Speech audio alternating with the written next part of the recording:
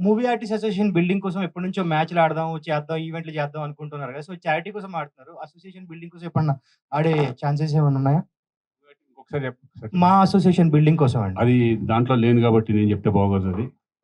అది ఎవరో ఇప్పుడు దాంట్లో ప్రెజెంట్‌గా ఉన్నారో వాళ్ళు చెప్తే బాగుంటుంది. అంటే చారిటీస్ కోసం ఎట్లా ఆడుతున్నారు కదా! సో, డెఫినెట్‌గా. ఇంతకుముందు చాలా ఇప్పుడు ఈవెంట్స్ మూవీ కూడా ఆర్టిస్ట్ ప్లాన్ అడిగినా చేశారు. మూవీ ఆర్టిస్ట్ చేసిన వాళ్ళు ప్లాన్ చేసినా కూడా మేము ఆడతానికి రెడీగా ఉంటాం. ఎందుకంటే అది మాది. మా సంస్థ కాబట్టి మేము డెఫినెట్‌గా దానికి అవసరం ఉన్నప్పుడు డెఫినెట్‌గా మేము మా వంతుగా మేమందరం వెళ్లి పార్టిసిపేట్ చేస్తాం 100%. Thank you.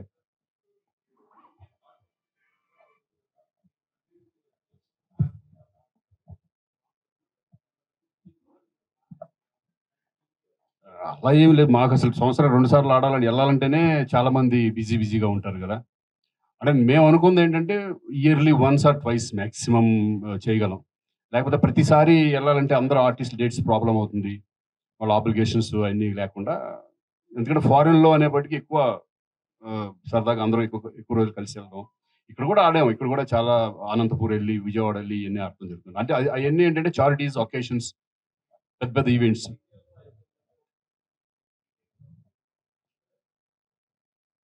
ఆల్రెడీ సీసీఎల్ ఉందిగా ఇంక మళ్ళీ టీసీఎల్ మళ్ళీ కలపడం.